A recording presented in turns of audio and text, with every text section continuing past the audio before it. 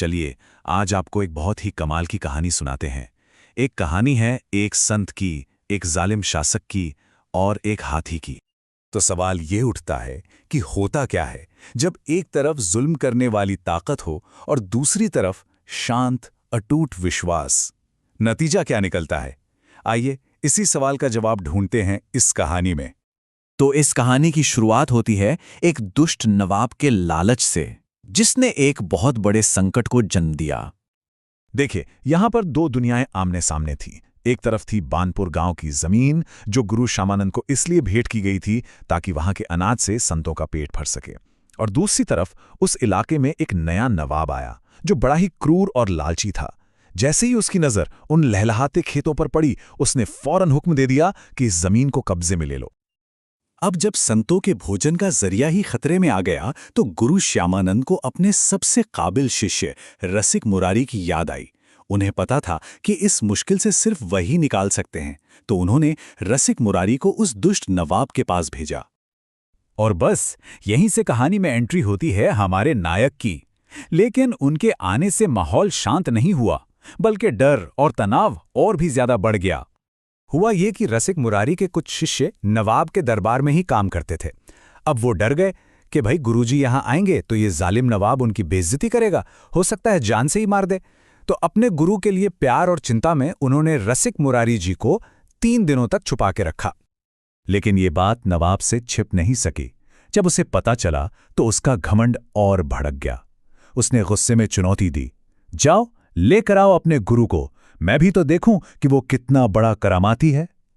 अब ये सिर्फ जमीन की बात नहीं रही थी, ये एक सीधी चुनौती बन गई थी। और अब कहानी पहुंचती है अपने सबसे अहम मोड़ पर। ये वो हिस्सा है जहां विश्वास की असली परीक्षा होनी थी, एक ऐसी ताकत से जिसका कोई काबू नहीं। नवाब का प्लान बहुत ही क्रूर था। उसने पहले से ही सब तैयारी कर रखी थी। एक ताकतवर हाथी को खूब शराब पिलाई गई, फिर उसे उकसा कर बिल्कुल पागल कर दिया गया, और फिर उसे सीधा रसिक मुरारी की पालकी के रास्ते में छोड़ दिया गया। उसका इरादा साफ था, संत को कुचलवाकर मार डालना। जरा सोचिए वो मंजर, एक पागल चिंघाड़ता हुआ हाथी सीधा पालकी की तरफ भागा आ रहा है। उसे देखकर तो पालकी उठाने वाले भी डर के मारे पालकी वहीं फेंककर अपनी जान बचाने के लिए भाग गए। चारों तरफ बस चीख पुकार मच गई। लेकिन इस पूरे हंगामे और डर के माहौल के बीच रसिक मुरारी अपनी पालकी में बिल्कुल शांत बैठे थे। उनके चेहरे पर डर का नामो निशान नहीं, बल्कि एक सुकून भरी मुस्कान थी। उन्होंने बस अपने गुरु को याद किया और शांत बने रहे। और यहीं पर होता है वो चमत्कार जो सब कुछ बदल देता है। ये वो पल है जब विश्वास अपनी असली ताकत दिखाता है। जैसे ही वो पागल हाथी पास आया, रसिक मुरारी ने बहुत ही प्यार से लेकिन मजबूत आवाज में उससे कहा, कृष्ण बोलो, कृष्ण बोलो। अरे तुम तो भगवान का अंश हो, ये गुस्सा करना तुम्हारा स्वभाव नहीं है। ये गुस्सा छोड़ो और अपने असली स्वरूप में आओ। और फिर वो हुआ जिसकी किसी ने कल्पना भी नहीं की थी। उस विशाल पागल हाथी का सारा गुस्सा जैसे पानी की तरह बह गया। वो अपने घुटनों पर बैठ गया। उसने अपना सिर संत के पैरों में रख दिया और उसकी आंखों से आंसू बहने लगे। रसिक मुरारी ने उस हाथी के सिर पर प्यार से हाथ फेरा, गले में अपनी तुलसी की माला पहनाई और उसे एक नया नाम दिया, गोपाल दास। उसे अपना शिष्य बना लिया। इस चमत्कार का असर सिर्फ उस हाथी पर नहीं हुआ, वहां मौजूद हर इंसान पर हुआ, और सबसे ज्यादा उस दुष्ट नवाब पर। अपने महल की बालकनी से ये सब देख रहा नवाब तो हैरान रह गया।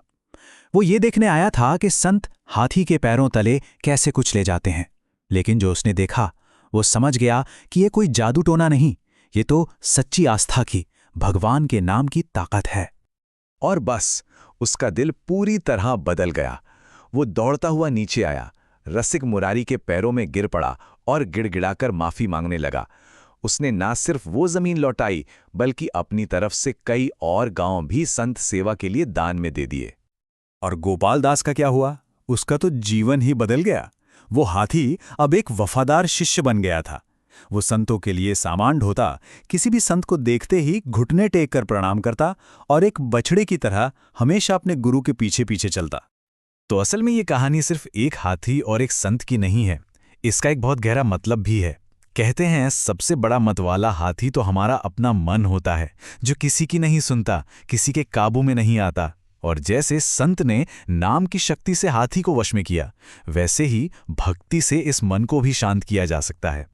तो ये कहानी हमें इसी एक गहरे सवाल के साथ छोड़ जाती है कि क्या हमारी असली जंग बाहरी दुनिया की क्रूर ताकतों से है या फिर उस अनियंत्रित हाथी से जो हमारे ही अंदर बैठा है। इस बारे में सोचिएगा जरूर।